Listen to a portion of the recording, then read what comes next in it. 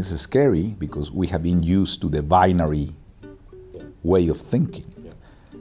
Black or white, good or bad, right or left, Republican or Democratic, blah, blah, blah. And life is not like that, you know.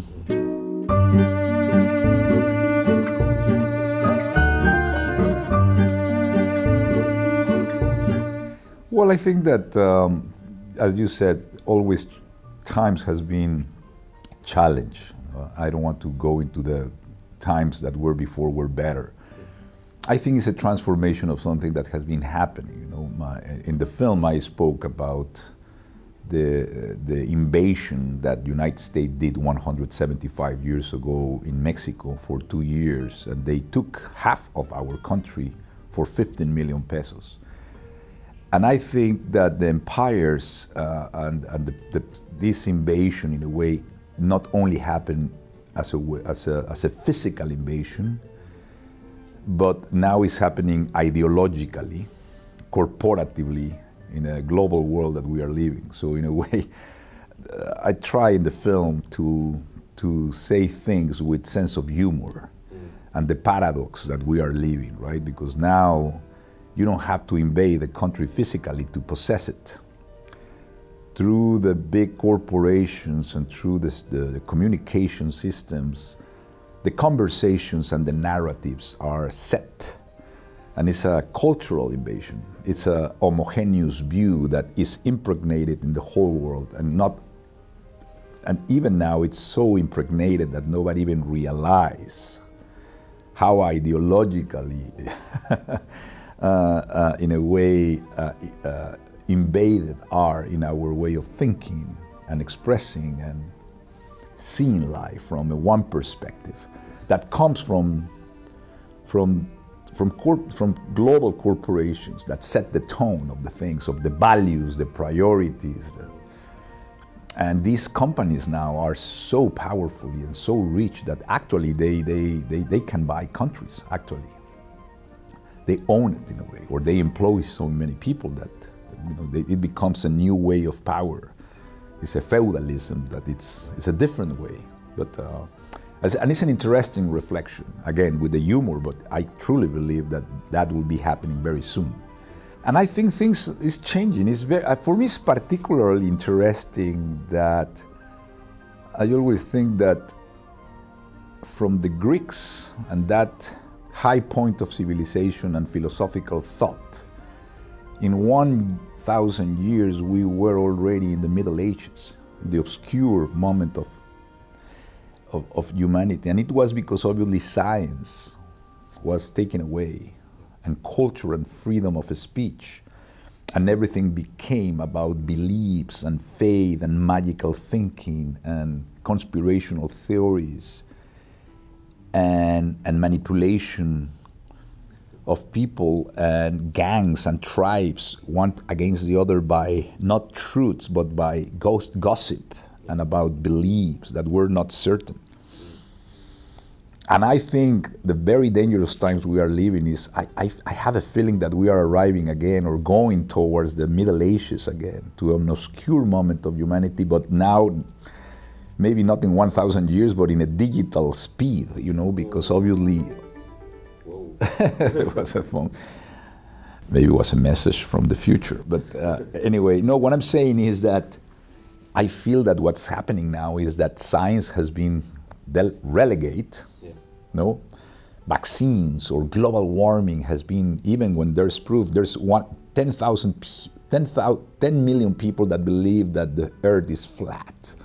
So when you have these tribes believing in things that are not truth, but there's this conspiracy and gossip and that, and science is relegated, and culture is a danger, and freedom of speech, it's when we become a very dangerous and scary moment where you cannot hang from truth anymore, you know? I think that's the feeling that I have. No, I think it's a good thing. I think that, you know, before there was, you know, a core of people that were the judge, you know, that in a way is ending, you know. It's like kings without a country now, because the country has been taken by the masses, and the masses can participate in that conversation. Yeah. which has a beautiful thing and a democratic thing that the people can observe and express themselves. I sometimes, obviously, that comes with the good things and some other things that are not so good. It's great that it exists. At the same time, that sometimes, you know, when you observe any art expression, a book or a song or an album or a film, you know, it's important to always consider that a film is what it is not what somebody said it is. You know, so all these billions of opinions does not change the nature of the film as it is.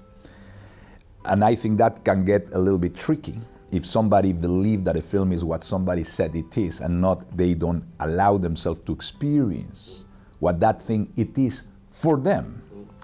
I always truly believe that when you see a film, you end up putting much more in that film of you than what the film gives to you. You understand what I'm saying? I think that the way you connect with the film has to do much more with what you give to it and allow to give, or allow yourself to open, or what you really have to give to that film. And that's the connections that we form with audiences. And I always believe that you cannot do a film to an audience. The audience find a film. And when I say they find it, is because those people, in a way, add to that film their own soul, their own sensitivity, their own circumstances, the way they understand the world, and that's the connection. And you cannot do that. You know what I mean? So the fact that people now is, the danger is that in the semantics, in the words, in the judgments, not a film review is different from a film opinion. And it takes time to make a film. It should take time to review a film, not with adjectives and opinions, but with the true understanding of what that film meant to be for the one who created, not the one that I wanted to see. And that takes time. And not everybody has the time or the willing to do it, you know. And people can get lost in the semantics and the words, and then that can distort what really a film could be for anybody. But I truly believe that there's a better outcome than the bad outcome. I mean, there's more benefits, I think, in some way. I want to believe. I think BARDO mean for me the state of mind I am in now. It's a state where things are not certain, they are not solid, they are impermanent, physically, philosophically, ideologically, and allowing myself to accept and embrace that state as a good state to be, instead to be trying to hold some truth or certainty that does not exist, actually. So I think for me it's a liberating state, and which at the same time is a geographical state between my country and the country that I have been living in the last 20 years. There's a moment that when you leave your country for so many years that you realize that even if you want to come back, there's no way back. And you are in this middle, in between space, that you do not belong to the place that you live. No matter how good you integrate in that community, you will never belong at some capacity, and there is no way back because you have changed. So that's the state that I'm talking about. So yes, this film is about the dislocation, the broken identity that millions of people that we belong to this kind of hybrid culture feel about, you know. And if you are not against somebody, then you believe, or they make you believe, that then you don't have identity. In order to have an identity or belong to something, or to have collective power, you need to be against something. And Bardo, for me, invites to be observing things instead to reacting to things. And that's where I am now, I think, which is a little liberating. It's scary because we have been used to the binary way of thinking. Black or white, good or bad, right or left, Republican or Democratic, blah, blah, blah. And life is not like that, I mean, should not be like that. It's not like that. Our mind and our rational mind want to identify with something to make sense of our existence or belief or identity, but it has a huge consequence, I think.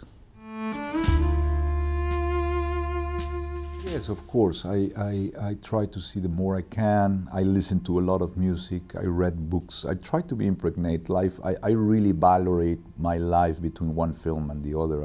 I truly believe, I love my life in that sense. I think it's between the space between one film and the other that normally I spend years, at least 3 to 4 years, in this time 7 years. That is where a film finds you. Something is triggered by a song, by an image, by a feeling, by an emotion. But during that time, I am trying to always be inspired by nature, by meditation, by walks, by hikes, by books, by this, by that. So I think we are all made of all those impressions and things that we consume. So we have to be careful what we eat. With the eyes and with the brains and with the emotions. And I try to have a good diet of inspiration, things that I admire and things like that. So all my life I have been lucky to be very curious. I know very well the universal filmmakers that has inspired all of us.